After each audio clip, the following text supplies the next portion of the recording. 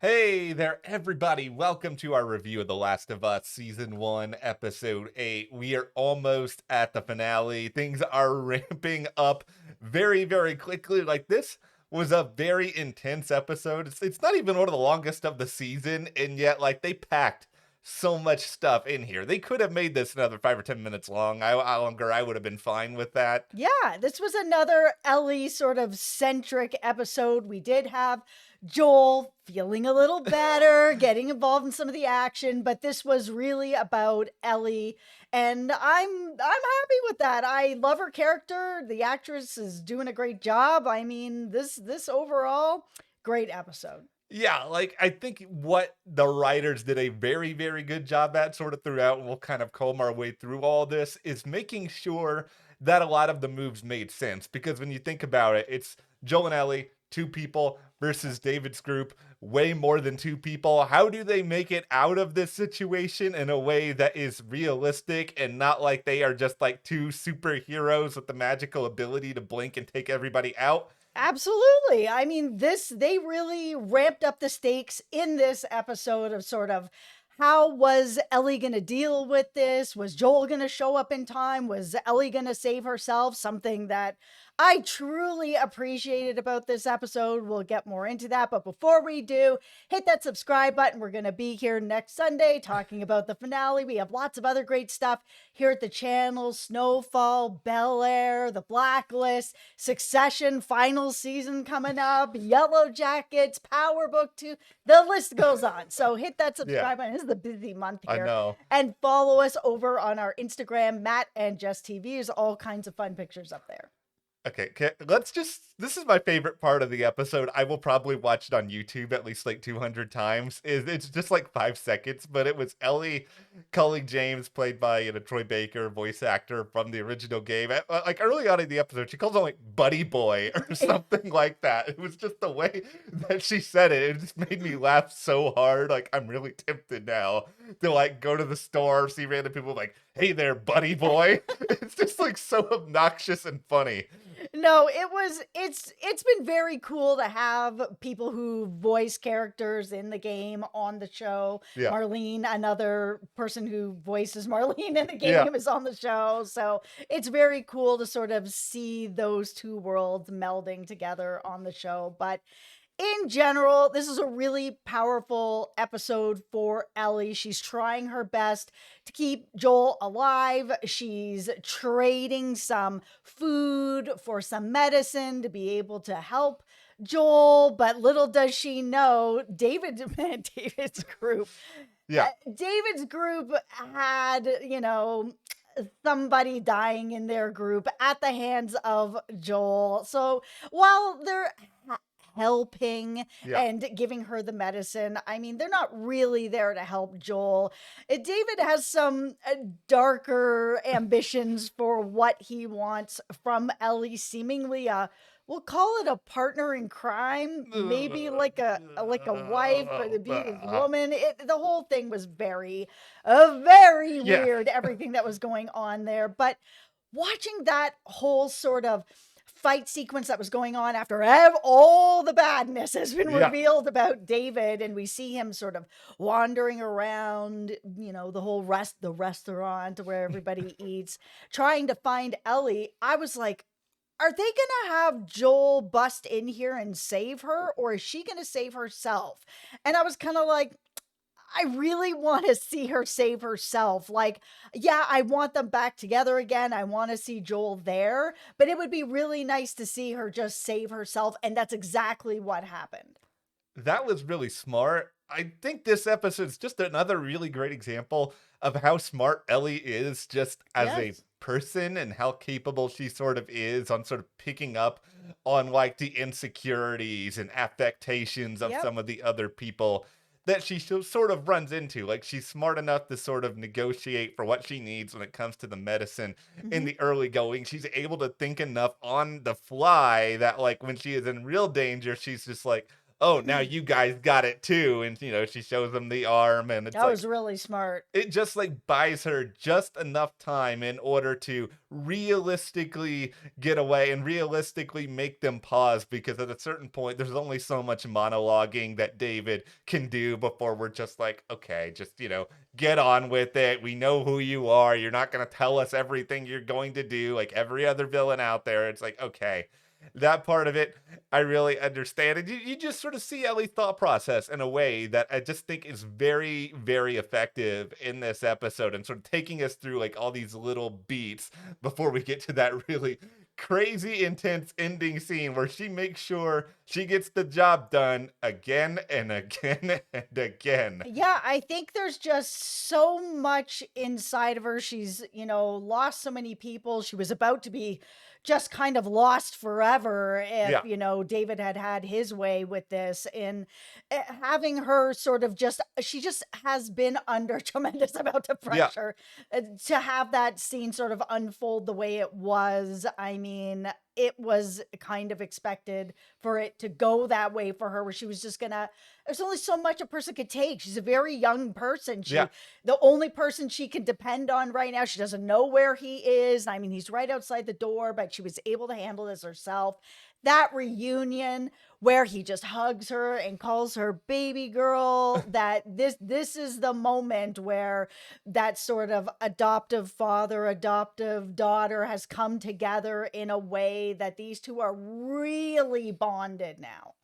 It's really nice that was just something so sweet about that moment. And this show is so dark and twisted and cynical, and just like all of that sort of stuff, to be just sort of have this nice opposite of that, even if it's just for a moment. Like, it's not something that's probably going to last forever. We still have another episode. Who knows what they're going to throw at us Yeah, with that. but real support and Yeah. real caring and a real love of family developing between these two. It was so well done. These two actors together, they're Yeah. so perfect on this show together. We are going to get to a little bit of my beef Okay. with the season as a whole. Yeah. And they've been using sort of this same thing in not every episode, but like a lot of them. We'll say 5 or 6 out of all of them so far, where we meet somebody, we get really sort of this big deep story on this person, and then they end up dead. It happened with Sam and Henry. I mean, it's happened now. It's happened, with Tess. We learned about her. She's gone too. I mean, it's just sort of, Bill and Frank. It's just every single person we're meeting and we get this big story on, they're gone at the end of every single episode. And I'm starting to kind of be like, it's a little gimmicky, because now I'm starting to feel like every person we meet, they're just going to be dead at the end of the episode. And that is what's happening. I think a part of the problem is just the pacing of everything. And I know that there's probably people out there that are just like, well, yeah, obviously, we spent episodes on backstories of characters that, aren't around anymore. But it's like, at the same time, the Bill and Frank episode was phenomenal. And Incredible. yeah, I'm glad we got it. But I think the problem exists elsewhere, in that this is a 9-episode season, and 9 episodes, HBO shows are pretty short in general, but like House of the Dragon, we at least got 10. It's like, could we not get 10 where maybe you can at the very least divide up some of these stories so that some characters could be around just like a smidgen longer than what, like, at least we had Melanie Linsky for 2 episodes. So it was like a slight deviation. But then in the second episode, I know we technically saw Sam and Henry the one before, but it was just like barely. And they were more in this. It's just like almost everybody else has just been so blink, you miss it, they're gone. We're moving on to the next person. Yeah, and that's really what's been happening. They'll give us this deep, juicy story about somebody. End of the episode, they're gone. Rinse, repeat, and it's been sort of going on and on. And I'm not saying everyone needs to live. It doesn't need to sort of be like The Walking Dead, where it's like certain characters are definitely not gonna die, and we all know it, unless the actor or actress decides to leave the show. And, we don't necessarily need to have a David still out there where it's like, oh no, is he going to show up again? Yeah. But it it is starting to just feel like we know what the formula is of the episodes now, that Joel and Ellie are going to meet somebody, or we're going to get a big story about somebody, and they will be dead by the end of the episode.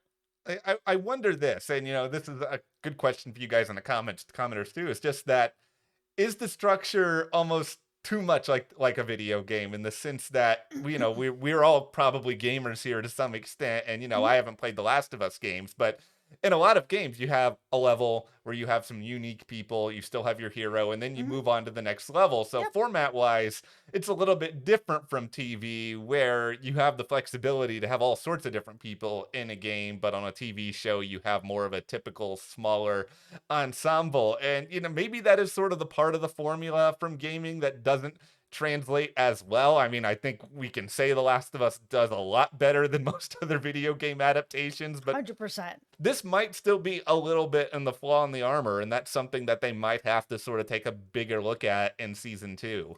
Yeah, I mean, they've just run into so many people that just aren't alive anymore besides Tommy. It's kind of like, okay, and then we're even getting backstories of people who are, Riley gone, Yeah. everybody's gone. And it's just kind of like, it's getting too formulaic. I mean, at the beginning, when it was the first few episodes, getting into like 3, 4, 5, I was like, all right, like this is a world where the stakes are really high, and lots of people aren't gonna make it, and that's the way this would be. But now that I'm at episode 8 and there's one left, I'm kind of like, every episode can't be like this, because then I'm going to end up going into the finale being like, oh, we've met Joe over here. He's going to be dead at the end of the episode, because that's how all the episodes are playing out. And I don't want to take away what's really special about this show, which is you just don't know what's going to happen.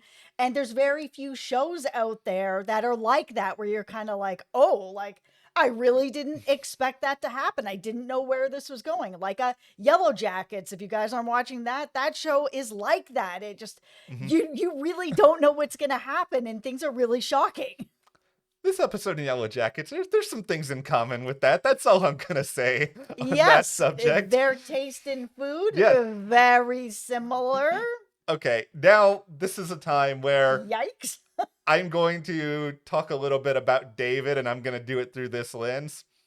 I'm laughing at you. You got what you deserve. First of Oh, yeah. all, your hubris and your stupidity. Okay, now, I'm not saying this is a beef with the show itself, because I totally believe that just a moron like, this guy's going to do this. It's just that he is so full of himself that he thinks, I'm going to have my cake and eat it too. Sorry to bring back food in this discussion, where he is just going to be like, I am going to let you go, Ellie, because you are going to bring me to Joel, and I want both of you. And in particular, I want Joel as an act of vengeance. It's just like, you could have at least done something right then and right there, but you were just like, look at me. Look how awesome I am as a leader and how I can. It's just, when will these people ever learn? And I'm not just saying, when will these people in TV, in life, anywhere else, you get such a big head, and then eventually somebody just comes along with a little needle, and they're just like, Yeah, I think it's just, it makes sense. I mean, he had such a huge group of people that were